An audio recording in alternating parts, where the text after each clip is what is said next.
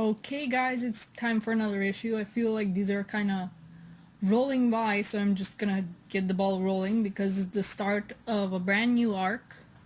Evan Stanley is stepping up as writer, and just by those two notions alone, I feel like this is gonna be one of those ramblier ones. So let's go.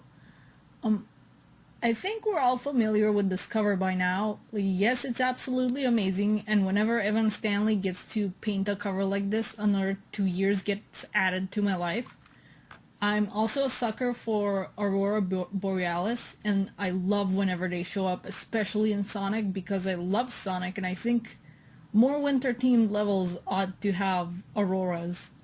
I can think of just two, I think, but anyway, the main thing that we're probably all familiar with this cover is this cover kind of blew up when it got revealed, and I thought it was really funny.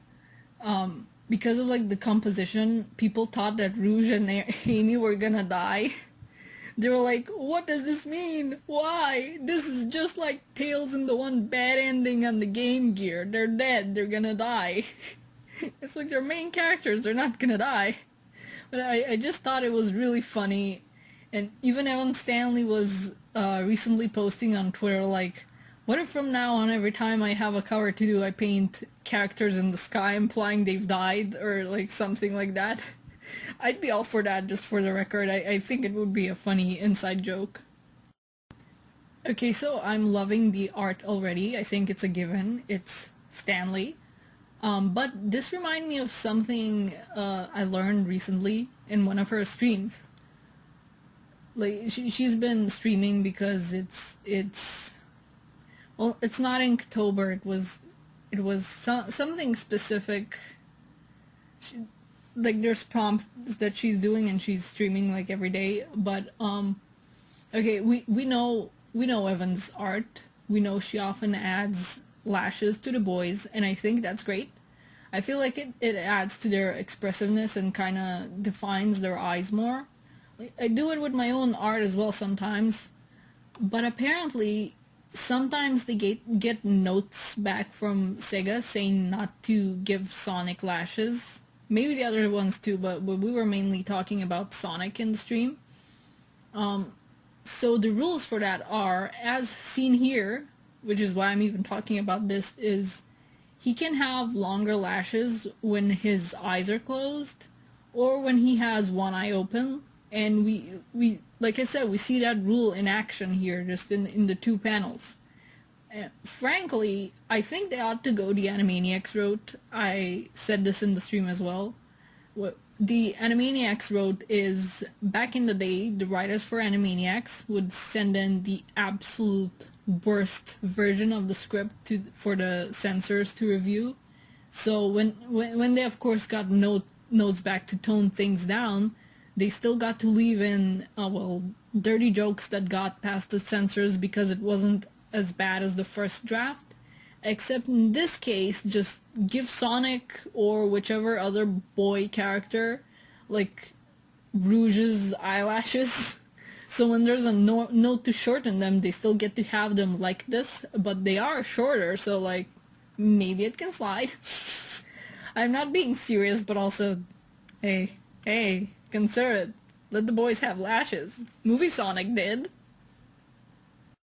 This year is a deep cut, I think.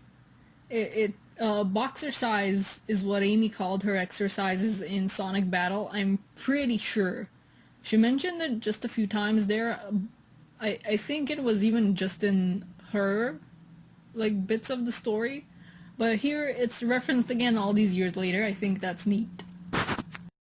Okay, so we aren't getting more relaxed issues like I first thought, like I mentioned last video. But they're gonna be going to the Chow races in order to meet this guy, a new character that we're gonna be getting. You can see the little picture of him there. They need parts to rebuild Omega, who's just a head right now, and this guy can help. This scene here is just really cute, especially with Gemerl cooking in the background, even though he's battle damaged. From the distance, it looks like he could have burned himself on the oven. I also really enjoy the colors and the shading in this issue. They're very nice and soft, and the shading is subtle, but it's very nicely textured. Like it's not quite, it's not really cell shading. They're using a specific brush with like I don't know, a specific kind of edge to it. I think it looks nice. I love this. These are the Team Dark shenanigans I've been wishing for. Omega has no mouth, but he must scream. Quiet. The clamping his mouth shut thing does nothing for him, and I adore the implication that he's just shutting up to go along with it. It's very nice. I want more of this. Speaking of wanting more of something, we have some good brotherly shenanigans and Sonic being goofy. I enjoy this aspect of Sonic, like him being the big brother that tries to tell scary stories in scary places. Kind of reminds me of him and Chip in Night of the Werehog when he was doing the goofy faces to scare him. We got some more good bits of Sonic being silly, but also, who is that in the silhouette there? I know exactly who that is, but I won't talk about them until they're revealed. Just in case there's people watching that have been dodging spoilers like crazy, like kudos to you if you're doing that. All I'll say is I can't wait to see what they're like as a character. Okay, this abandoned like base is creepy as it is with the trashed and defective bandits around. Like one of them even has a glowing eye there. But just in case it wasn't creepy enough, they added the dolls from Sonic Adventure 1. I think that's a nice detail, but also creepy. Go away. Oh my god, of course Amy is the type of person that would put eyelashes on her car. It's a very her car. It kind of looks like her car in All Stars Racing transformed, but not quite. I don't think it's the color placement is a bit different, I think, and that one didn't have lashes, I think. How many cars does this girl have? Like they're like, oh, she's 12, but she lives on her own and she does her own grocery shopping and she drives a car even though Rouge is right there and she's supposedly 18 and Amy is like 12 or 14 and I can't even with the ages anymore. She's whatever. I feel like the ages are just kind of slapped on and they're all teens, so they can be relatable and stuff. This freaking bit, like, Shadow, what are you doing? Look at Cream's face. He's turned her into a gremlin child. Like, what are you doing? What do you mean, like, typical? What's typical about this, Shadow? Like, why are you standing in the middle of the road, in the middle of the cold night? There's snow everywhere. Everybody's all dressed up for the winter, and he's just his usual, not even a jacket. Like, you okay? You want to talk about it? At least put on a jacket, dude. Like, oh my god. He's just standing in the middle of the road. Why? I mean, I love him, but why? And now he's just climbing over the railing. Like, that's normal. Like, goodbye. I did my job here is done. I stood in the middle of the road. A car didn't hit me. Goodbye. Oh boy. I'm not sure how to take the exchange here. Like, Shadow not being interested in helping Omega? I really hope this is just some setup by Stanley and not Sega messing things up with Shadow again.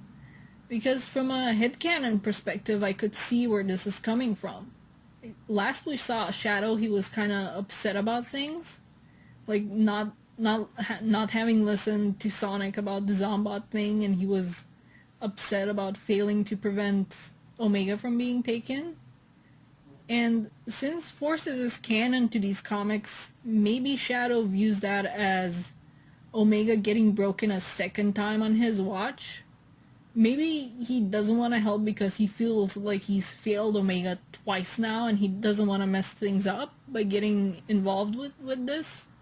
Like, this is all, of course, just speculation and headcanon for now, of course, but I do hope that some of it becomes canon. Maybe there's some stuff being set up here, since I don't think that Shadow just appeared to nearly get run over by a car and leave? I don't know.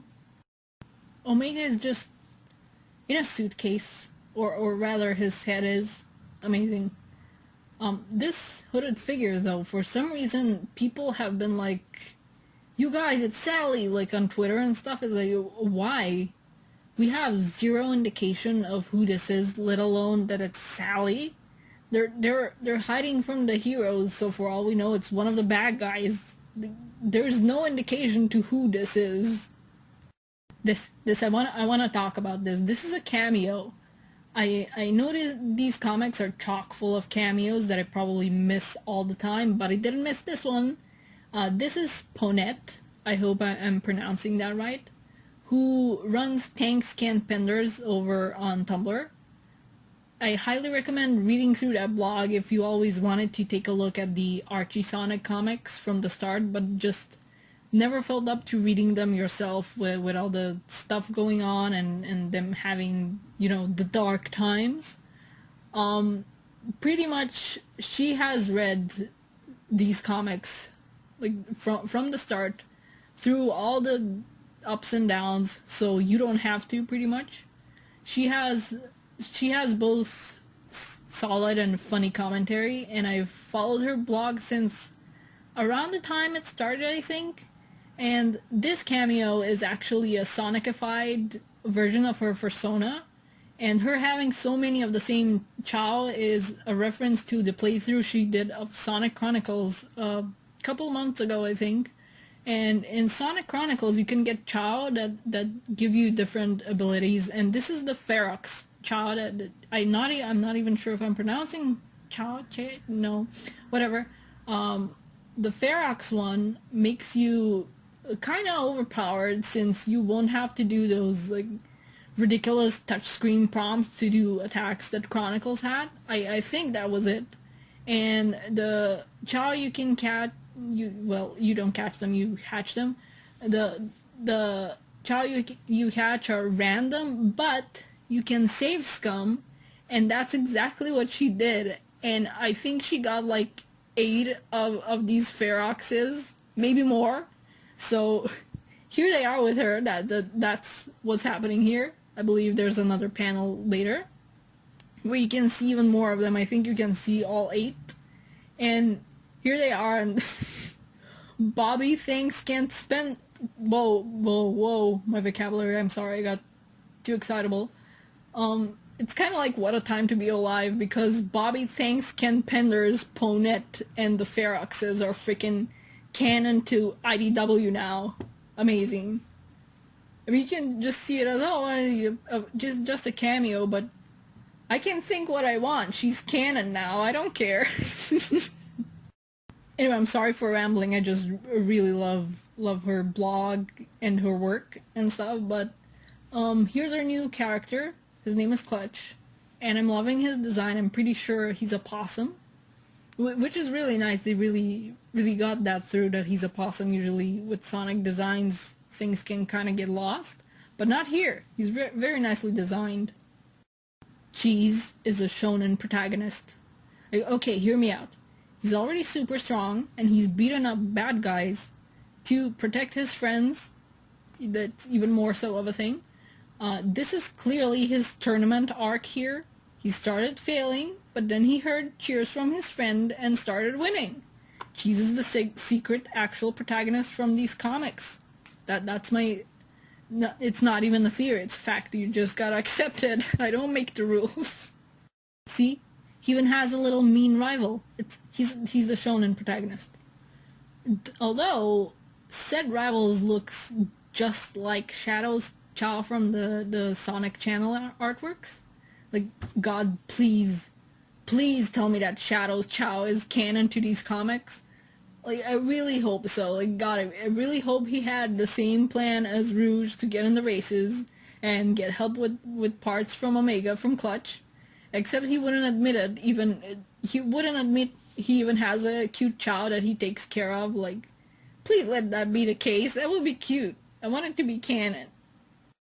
Cheese doesn't end up dead last because, as we established totally and completely seriously, He's a shonen protagonist. Cream and Amy cheered for him, so he pushed through and found his inner power, and he finished the race. By the way, is that like Mutsuki as one of the background characters? Right under one of the checkered flags? Or am I just imagining things and not every cream brown spotted dogs with floppy ears is like those is Mutsuki? I don't know, maybe. Yep, a child rivalry, okay, rivalry, there we go. There we go, a child rivalry was definitely born here. I'm sorry, I can't word sometimes. But speaking of background characters, I think the one in the foreground is another appearance of the bunny prototype Sonic, you know, the blue one. And it also looks like that Chow actually belongs to Clutch. Unless Shadow is just lending him it, I hope so. I just want Shadow to have his Chow, or maybe he can adopt this one. Like maybe Clutch is actually awful to his Chow, and he can save it. I don't know. I want the Sonic channel art to be canon. Okay, don't judge me. Good lord, Clutch looks so small compared to when he's like wearing the big fur coat that he has. I'm really loving his design though. I said it before, but now we're getting a clearer view of him. And he's got an unusual muzzle shape, which is always great to see. I love it when the designs step away from the standard Sonic bodies and muzzles. And also I noticed that thing they did here. He's not actually wearing pants. Boy characters, Sega doesn't allow boy characters in official stuff to wear pants, but he has darker colored markings, so they kind of come off as pants, and I think that's really smart because I don't know, if I think if they didn't go for something to act as a substitute, he would have looked kind of weird, like having the top half of a tux and no pants. So it's a really nice design. The darker color ties things together rather nicely. But anyway, he wants cheese, and Rouge of course doesn't just hand him over, and she says she'll need to think about it so she can leave. But of course she isn't planning to give him over. Cheese is Cream's Chow. She's not about to do that to Cream. And she makes some kind of plan with Omega like a page later, but we as the audience are not in on it yet. There they are again, like the hooded figure. I actually noticed them between the background characters a few times. I think that was pretty clever, like they're definitely following our heroes. And Rouge knows them, or at least she recognizes them, but that doesn't rule out that they could be a bad guy. There we go, we have the pretty Auroras, and Shadow is being a bit of a dummy. Like, Shadow, they told you they're gonna be getting Omega fixed. It's not a... You know what they're doing. But he's looking for signs of Eggman's work though, and for a bot trader, I think this is fair. Along with the bits about Omega I mentioned earlier, he probably figures he shouldn't get involved because he's got his own things going on and his own things to do. And Omega is getting help from Cream, Amy, and Rouge, so that's probably a bit crowded for his tastes, and he figures that there are enough help so they don't really need him. The hooded figure shows up again. Earlier they were shown with a yellow glow around them, kind of like Silver's powers. They also have heels, I think. Still not very conclusive as to who they are, but it seems like they're kidnapping Rouge. That's looking like her bundled up in a rug or something. As a side note, I'm always more for grinning Shadow. I want more art of Shadow grinning and smiling in official stuff, please. And now they're glowing blue as they zoom off, and then red as they apparently get super strong. Yeah, okay, I get it. The yellow is flight. It's like a Sonic Heroes thing. The yellow is flight, the blue is speed, and the red is power. So that's their power switching. And because like we see here, they get super strong, and I still have no idea how people are getting Sally from all this. Like, if anything, from the silhouette of the shoes in the last panel, it could very well be Starline. We have the angles of his shoes, and we have the spurs on the back. I don't know what the yellow aura was about, because like he was kind of flying like silver. Like I said, it wasn't really a Tails type of flight, but when we see him dashing off, we could see whatever was going on was like it's coming from their shoes, and them gripping the log with the right hand. That's the hand that Starline has his gauntlet on, and Bad Guys already showed us that both his spurs and his gauntlet glove thing have different powers. Though in both cases the colors were coming just from the powers themselves, like from the spurs and the glove thing, and he didn't get colored differently as a whole. So unless that's not what's literally happening here, and it's just a visual cue for us readers to get that different powers are happening, it could very well be that, like, him not actually glowing in person from a character perspective. So that's probably why Shadow isn't realizing stuff. And Shadow gets hit by that log from that is definitely not Sally, what are you on about, mystery person. And our issue ends here with more pretty auroras, because I have to point those out. I always love those. Looks like Shadow grabbed something though, so maybe that's a clue that we're gonna see next time. This issue was great. Definitely a lot more excitement than what I was expecting from a story titled Chow Races. We already have some nice stakes here, like there's a mystery person, who's definitely not Sally. They've kidnapped Rouge. Shadow has once again submitted to his tendency to fall off of high places, all just from one issue. And I can't wait where this story goes. Stanley's done an amazing job as always on the art, but this time also on the story, and I can't wait to see where she takes it. I'm not gonna ramble on much longer, because this is already full of rambles. There were Shadow rambles and Tanks Campenders rambles. That's a blog title. I'm not actually thanking the man for absolutely anything, just to be clear. There were cameo rambles tied into the blog. But yeah, that's about it. This is long enough, I'm sorry. See you when I see you. Bye bye.